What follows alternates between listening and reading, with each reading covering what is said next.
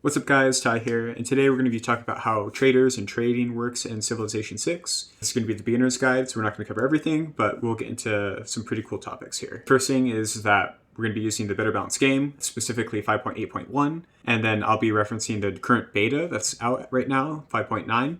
And this is huge, especially for like Magnus trade drafts and some different additions they've made with governors. So when looking at traders, you can trade 15 tiles on land, and 30 tiles on sea. And then as soon as you get a trading post in that city, so a trading post happens when you finish a trade route and you complete it, it extends it. So if you go to that city and you try to trade further, it'll refresh it at that city so you can trade further along. Traders also only last for 20 turns.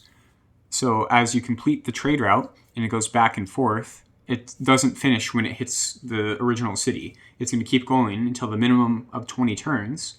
And then as soon as it gets back to the city after that 20 turn minimum, then it will finish. So if you send a trader that's 15 tiles away, it's not going to get back until 30 turns because it takes one tile per turn to move for a trader, and then it'll come back on turn 30. Traders also create roads behind them, so that can be very useful for war or for settling. And the road depends on the era that you're in and the era of the game.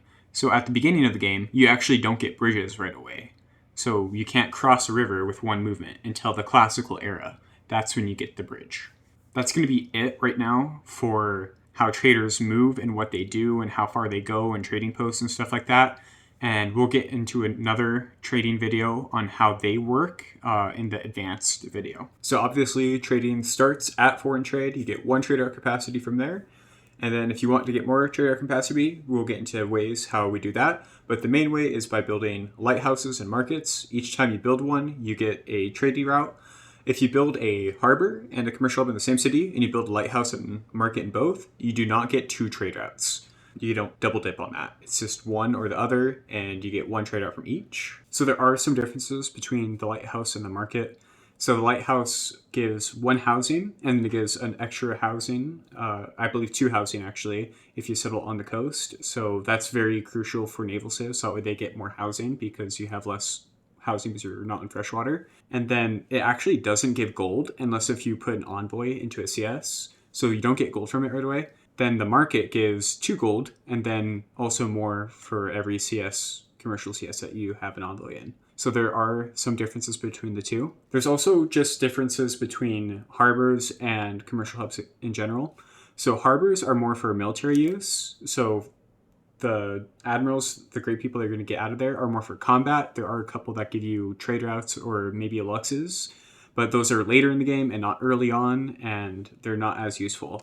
While as for commercial hub, the great people that you're going to get from there are purely for sim, and you can get extra traders, which are fantastic. Those are the best ones. And you can also get envoys, gold, and many different other things. So the harbor has the shipyard and the seaport. So those also do different things. So again, like an encampment with the military academy, you can train corps and armies. You can train armadas and fleets with these. And then the lighthouse actually gives +1 food in all tiles that are on the sea. So that's very useful. And the shipyard gives 1 production. And then the shipyard gives gold. So they're a little bit more powerful in that way outside of just trading. For great person-wise and trade capacity-wise, the commercial hub is better. But naval civs definitely have an advantage with, especially the shipyard being very strong with giving extra prod based on the adjacency as well. So we talked a little bit about the harbor and the commercial hubs, how they give you trading capacity. Now we're going to get into the civ bonuses that also give more trading capacity. Getting more trade capacity as a civ bonus is actually quite a strong bonus, especially if it is in the early game. The earlier that you get it, the better, just because you get more prod and food and gold earlier. It's much better to get it early on. Cyrus, Persia, Nader Shah on the left there, they get an extra trade out at political philosophy, very strong. It is just the one. Moving on, Dido, they actually get 1 for every time they construct their government plaza building, so they get a total of 3. So that's actually quite strong. It comes a little bit later, so you get 1 at like when you construct your first government plaza building, that's okay. But you're also building harbors anyway, because you're going to want to build harbors because that's your unique one anyway. As Persia, you don't necessarily have to build a commercial hub or harbor. You can go campus and encampment, try to push your neighbor, and ignore commercial hub, and you still get that trader. With Dido, you're pretty much always going for harbor no matter what, so it's kind of whatever. Moving on, Elizabeth, again, always going harbor. They get one at shipbuilding, mercantilism, and then exploration, so they get 3. It does feel really nice, and they also get extra bonuses to those traders, so it does feel nice. Portugal, this one's really good. So he gets one at each new age.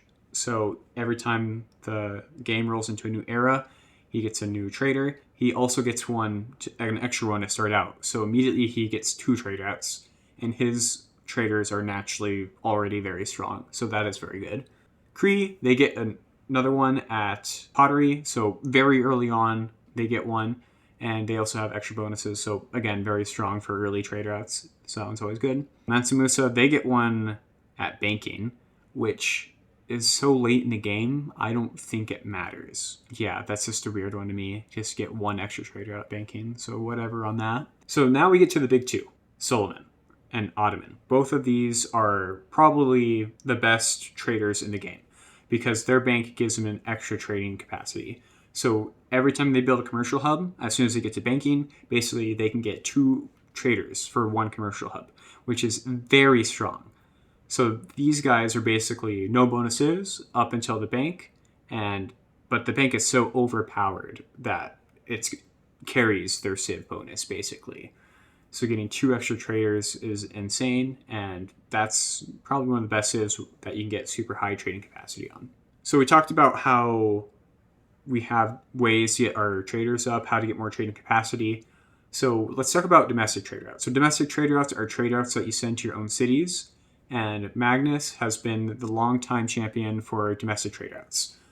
So for a while, he had 2 food and 2 prod on 1 promo. So they nerfed him, they split him up.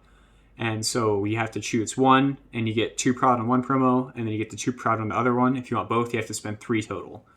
That was a good nerf in my opinion, but he's still viable, still very strong. You also get settler movement and then getting non-settler pop, right? So your settler doesn't take pop away. So it's very good with Ancestral Hall. In the recent patch, they changed that. So in the current beta, it's the left side promotion gives 2 food, and then the prod only gives 1. You don't even get the settler movement, and you don't get the losing pop on the settler, which is not very good. So that's already a major nerf.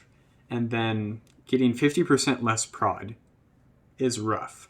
So especially civs like Cree always just use the prod promo, right? And now you're forced to take the food promo, which you don't really need, and then get to the prod promo. And many civs did the same thing. They would just use the prod promo, ignore the food promo, because it's not as strong. This nerf has changed domestic trade routes a lot, but they're still very strong, and you can still use them in the early game to get bonuses. Magnus has been probably the best way to buff your internal trade routes, but districts also buff your internal trade routes. So all internals immediately start with +1 food, +1 production. And then every district that you build also gives food or production, but the government plaza and the Diplo quarter each give 1 food and 1 production. So they are the best buildings for internals. Some notable things here are the encampment and the entertainment complex. You might be wondering why those two. So with Vietnam, you can immediately build a ton, and it doesn't take a district slot. So you can get an extra district with your internal trade routes, and that gives you an extra production. So with Vietnam, you get an extra production on your internals.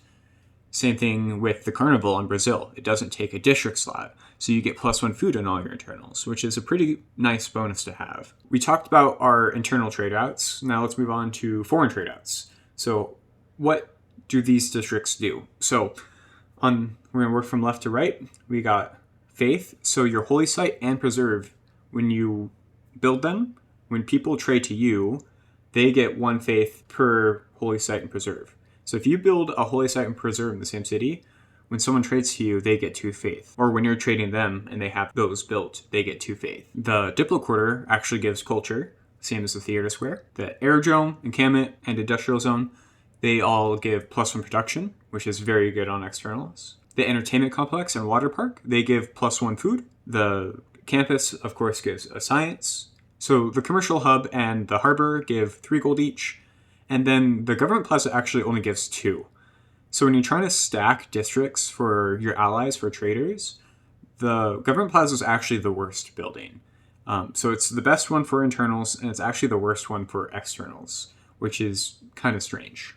And again, things to point out, the encampment and the ton. So, and then the carnival for Brazil. When you're having a teamers game and people are trading you, you're basically giving your allies +1 production on all their trade routes to you and +1 food for Brazil. So that's a pretty good bonus again. So you're getting that on your internals, and then later when you switch to externals, you're helping your teammates out for that. So that's something to think about, and I think is kind of underrated. So the next thing that we're going to be talking about is trade routes and getting trade route bonuses. So this is actually a more complicated subject than it seems. The easy way to think about it is that the more the trade route travels on a tile that gives bonuses, the more gold it can get. So things that give more gold are railroads and trading on water and also mountain tunnels. And it works on a point system. So the more you go through those tiles without traveling on tiles that aren't improved or coastal, the more gold you're going to get. And it's capped at 100%. So you can see here from Rakudot, we're getting 8 gold from districts since we're trading through a railroad, and 100% of the railroad is, or the traders going through the railroad, we get 100% on the trade route from the districts. So we get an extra 8 gold. And this will be the same for coastal. So early trade routes, coastal, are the best. And as long as you're 100% going through the water, you'll get 100% gold from your trade routes, which is very powerful. If they end up going through a land a little bit, so let's say you're got a trading post into the coastal city, and then they start trading onto the land, you might see a slight diminishing of the trade route after that. Thanks guys for sticking to the end of the video. That's gonna be it for the trade routes. I will be doing another video on more advanced tips for the trade routes, especially talking like mountain tunnels and stuff like that, and how the point system works for the trade route bonuses. But if you guys have any questions, let me know in the comments. I'll try to answer them.